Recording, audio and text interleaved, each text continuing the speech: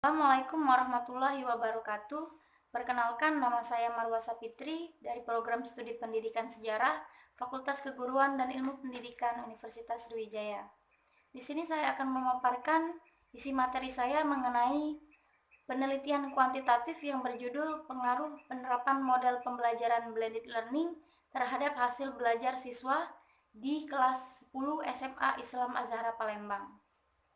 Adapun lokasi penelitiannya yaitu SMA Islam Azhara Palembang dalam waktu semester ganjil, yaitu bulan Oktober sampai bulan November 2020. Selanjutnya itu masuk bagian isi. Yang pertama yaitu judulnya ialah Pengaruh Penerapan Model Pembelajaran Blended Learning terhadap hasil belajar siswa kelas 10 SMA Islam Azhara Palembang. Selanjutnya yaitu latar belakang. Penelitian ini dilakukan karena berdasarkan hasil pengamatan di SMA Islam Azhara, dalam model yang digunakan guru dalam mengajar dirasa kurang efektif dan kurang bervariasi, sehingga hal ini dapat dilihat dari hasil rata-rata UTS siswa kelas 10 SMA Islam Azhara yang belum memenuhi rata-rata. Mengenai kesan saya dalam mengajar, dalam hal ini pada tanggal 28 Januari sampai 28 Februari, saya melakukan PLP, yaitu pengenalan lapangan persekolahan, di mana saya tidak mengajar, akan tetapi hanya mengamati guru dalam mengajar. Di sana saya melihat bahwa menjadi guru dalam mengajar haruslah kreatif dan inovatif karena karakteristik siswa berbeda-beda, supaya tujuan yang akan dicapai tercapai. Selanjutnya yaitu alasan sebagai landasan berpijak dalam penelitian ini ialah 1. Prestasi belajar siswa pada mata pelajaran sejarah di SMA Islam Azhara sepenuhnya belum dikatakan baik dikarenakan masih ada siswa yang mendapatkan nilai di bawah kriteria ketuntasan minimum atau KKM. Yang kedua yaitu proses pembelajaran dengan metode konvensional hanya berpusat pada gurunya, sehingga menjadikan siswa menjadi pasif yang berdampak pada rendahnya kompetensi siswa. Yang ketiga yaitu pemanfaatan e-learning yang tidak dapat diimplementasikan dikarenakan siswa seringkali tidak bisa dalam membagi waktu. Dan yang terakhir yaitu masih rendahnya pemanfaatan blended learning sebagai metode pembelajaran dikarenakan kurangnya pengetahuan tentang konsep penerapannya. Yang selanjutnya yaitu perumusan masalah. Dari latar belakang di atas, maka rumusan masalah dalam penelitian ini adalah 1. Seberapa jauh peningkatan prestasi belajar siswa pada mata pelajaran sejarah di kelas 10 SMA Islam Azhara Palembang setelah diterapkan metode blended learning. Yang kedua, adakah perbedaan prestasi belajar siswa antara kelas IPA 10 IPA 1 dengan menggunakan metode blended learning dan kelas 10 IPA 2 yang tidak menggunakan metode blended learning pada mata pelajaran sejarah di SMA Islam Azhara Palembang. Yang selanjutnya yaitu pemecahan masalah. Cara memecahkan masalah yang akan digunakan dalam penelitian ini ialah model pembelajaran blended learning, di mana hal ini diharapkan dapat meningkatkan hasil belajar siswa kelas 10 SMA Islam Azhara Palembang. Alasan penerapan model ini ialah untuk memberikan pengalaman baru dan berharga bagi siswa, di mana pembelajaran blended learning ini mengkombinasikan dari aspek pembelajaran online, aktivitas tatap muka, terstruktur, dan praktik dunia nyata. Selanjutnya yaitu tujuan penelitian. Adapun tujuan dari penelitian ini yang pertama yaitu mengetahui seberapa jauh peningkatan prestasi belajar siswa pada mata pelajaran sejarah di kelas IPA 1 SMA Islam Azhara Palembang setelah diterapkannya metode blended learning. Dan yang kedua, mengetahui perbedaan prestasi belajar siswa antara siswa kelas 10 IPA 1 dengan menggunakan metode blended learning dan kelas 10 IPA 2 yang tidak menggunakan metode blended learning pada mata pelajaran sejarah di SMA Islam Azhara Palembang. Yang selanjutnya yaitu manfaat penelitian. Pertama, manfaat teoritis. Penelitian ini diharapkan dapat memberikan kontribusi ilmu mengenai pendekatan blended learning untuk meningkatkan prestasi siswa. Yang kedua yaitu manfaat praktis, yang terdiri dari bagi peneliti, menambah pengetahuan dan pengalaman bagi peneliti mengenai metode blended learning sebagai metode pembelajaran.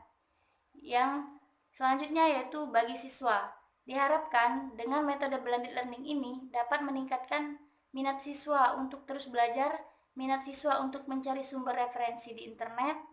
Dengan demikian diharapkan akan dapat meningkatkan prestasi belajar dari siswa itu sendiri.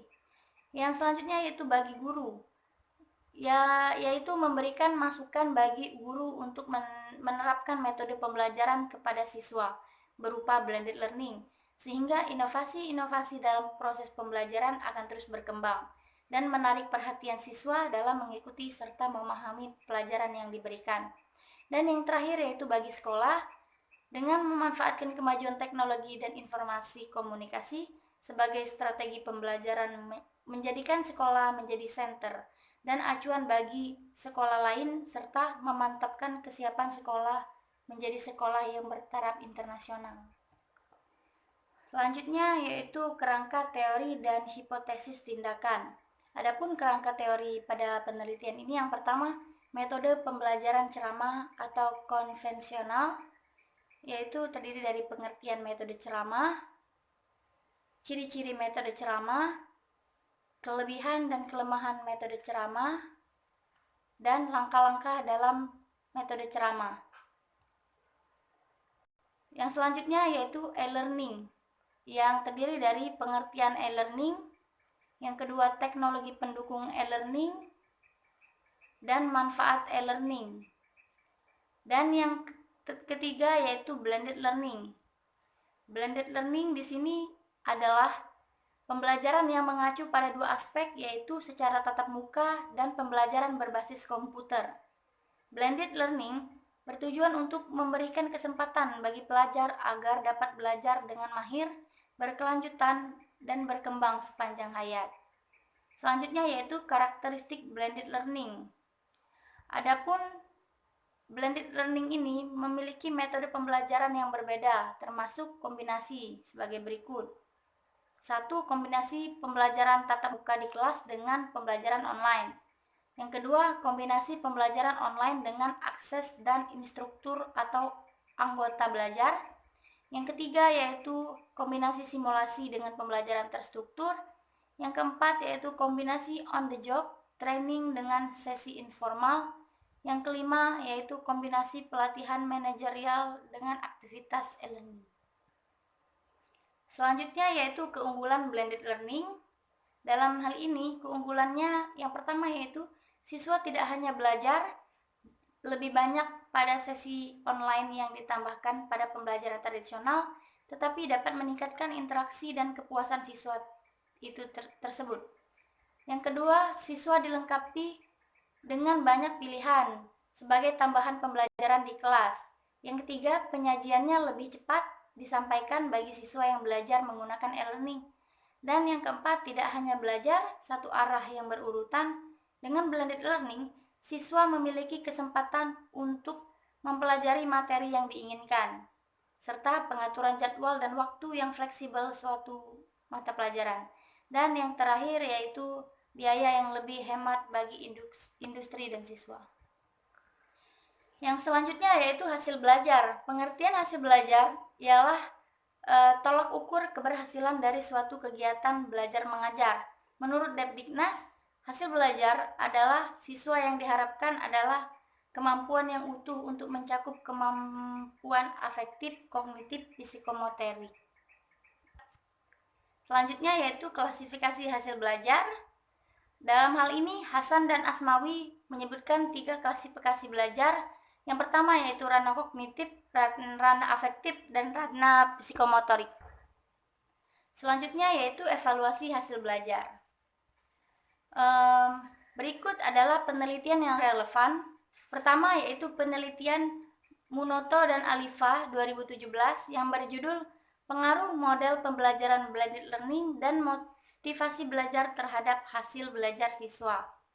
Menyimpulkan, Pertama, rata-rata hasil belajar siswa yang menggunakan model pembelajaran blended learning lebih tinggi dibandingkan yang tidak menggunakan. Yang kedua, motivasi siswa dalam mengikuti pembelajaran dengan menggunakan model pembelajaran blended learning lebih tinggi dibandingkan yang tidak. Dan yang ketiga, terdapat interaksi antara pembelajaran blended learning dengan motivasi belajar terhadap hasil belajar siswa.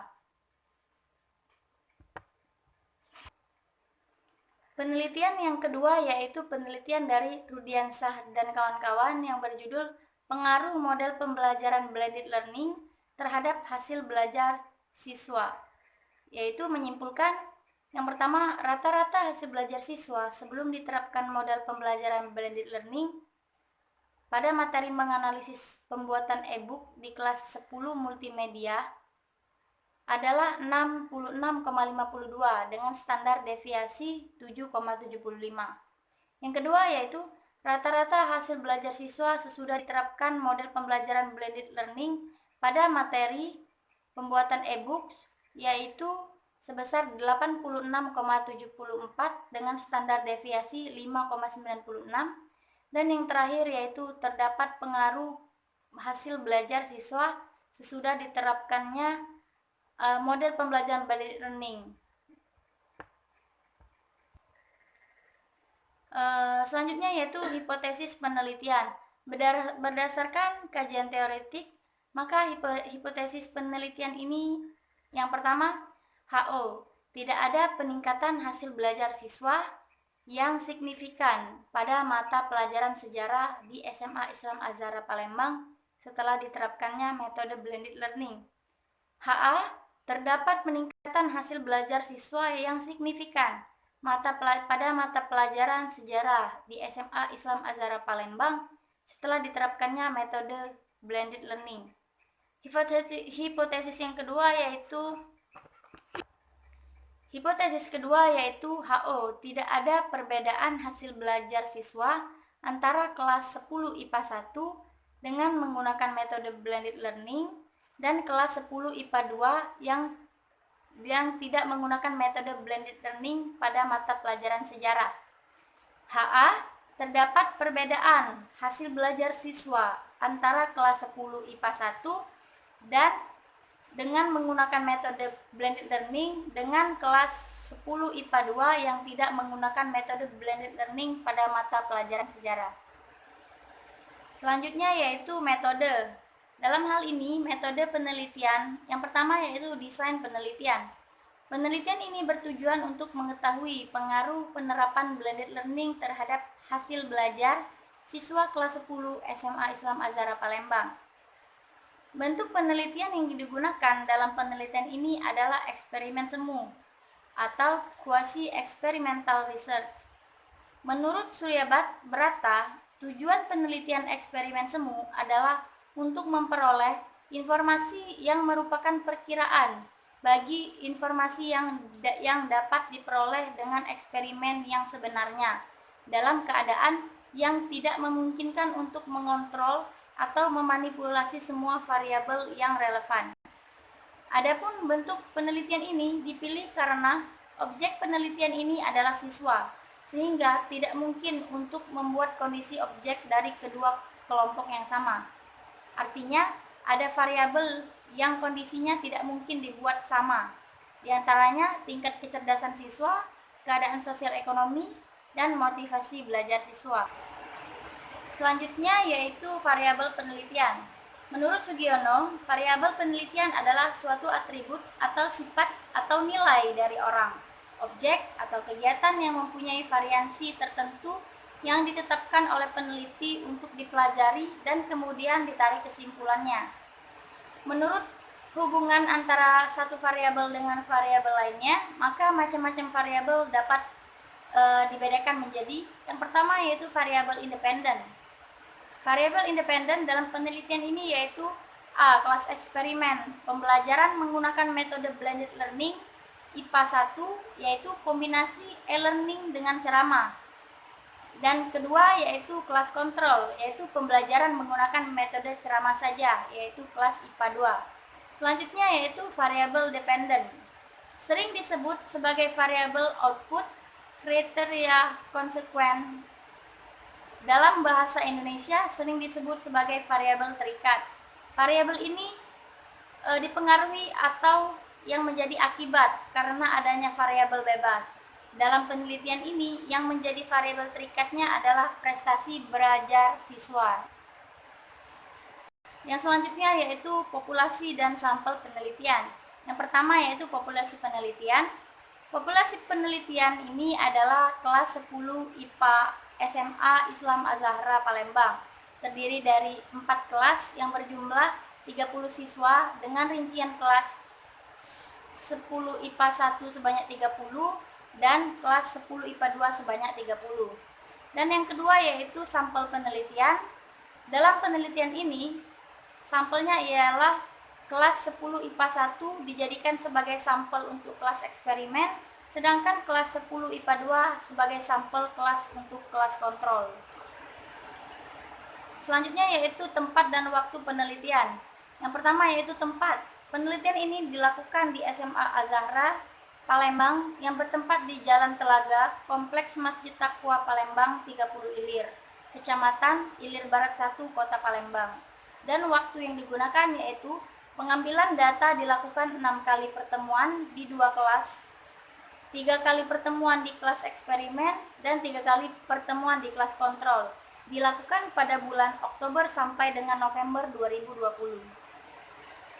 Selanjutnya yaitu teknik pengumpulan data. Yang pertama yaitu dokumentasi. Dalam hal ini yaitu data awal ini berupa daftar nama siswa, jumlah siswa, dan data lain yang akan digunakan untuk kepentingan penelitian. Yang kedua yaitu tes. Dalam tes ini, pengambilan data melalui teknik tes ini bertujuan untuk mengetahui peningkatan hasil belajar siswa setelah pembelajaran menggunakan metode blended learning dan metode ceramah konvensional. Selanjutnya yaitu instrumen penelitian.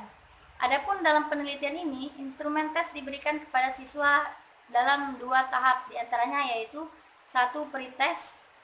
Pretest dilakukan di awal sebelum pembelajaran dimulai dan diberikan kepada semua sampel baik kelas eksperimen maupun kelas kontrol dengan instrumen soal yang sama. Dan yang kedua yaitu post-test. Post-test dilakukan pada pertemuan terakhir ketika semua indikator sudah disampaikan oleh guru. Dengan kata lain, post-test ini diberikan kepada siswa setelah diberikannya perlakuan atau treatment terhadap sampel kelas. Selanjutnya yaitu prosedur penelitian. Prosedur ini terdiri dari tahap persiapan penelitian, yaitu terdiri dari survei observasi lokasi penelitian, menentukan materi eksperimen, menentukan kelompok eksperimen dan kelompok kontrol, mengurus perizinan, dan yang terakhir yaitu uji coba instrumen meliputi validitas dan reliabilitas instrumen. Tahap selanjutnya yaitu tahap pelaksanaan penelitian. Yang pertama yaitu pre-experiment measurement. Dalam hal ini yaitu kegiatan ini dilakukan pada awal sebelum penyampaian materi pokok. Kegiatan ini selanjutnya akan memberikan informasi tentang penguasaan awal konsep materi, teknik.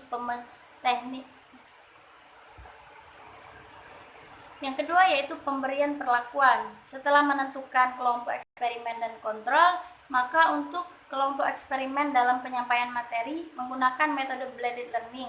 Sedangkan pada kelompok kontrol tidak menggunakan metode blended learning, melainkan hanya menggunakan metode penelitian ceramah saja.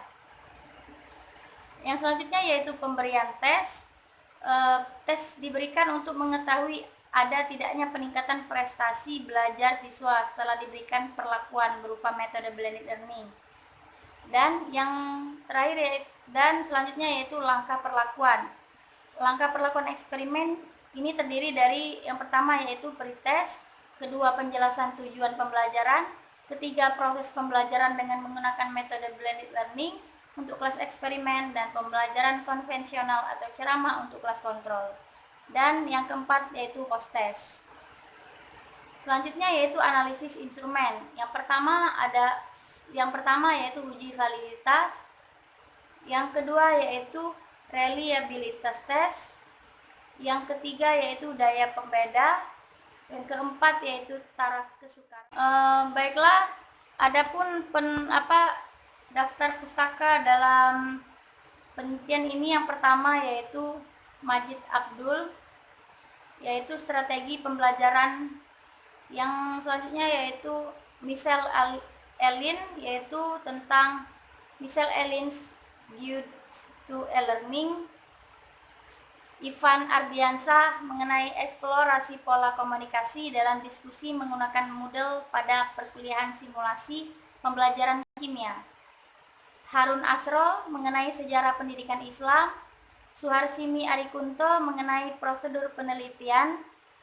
Sri Rahayu mengenai pemanfaatan e-learning dalam pembelajaran. Jagi dan kawan-kawan mengenai e-learning system for agriculture education. Saiful dan kawan-kawan mengenai strategi belajar mengajar. Gage mengenai education physiology. Umar Hamalik mengenai proses belajar mengajar. Kamaraga Hani mengenai belajar sejarah melalui e-learning. Hamid Hasan mengenai evaluasi hasil belajar. Hasibuan mengenai membangun kerangka pendidikan ideal perspektif Rasulullah. Ismail mengenai strategi pembelajaran agama Islam berbasis Paikem. Jasmani mengenai pengukuran dan evaluasi dalam pengajaran. Jaya Humar dan kawan-kawan mengenai aplikasi e-learning dalam pengajaran dan pembelajaran. Abudin Nata mengenai perspektif Islam tentang strategi pembelajaran. Kurniawan Rusman mengenai pembelajaran berbasis teknologi informasi dan komunikasi, mengembangkan profesionalisasi guru. Ali Yusuf Sabri mengenai supervisi pendidikan. Abdurrahman Saleh mengenai pendidikan agama dan pengembangan watak bangsa.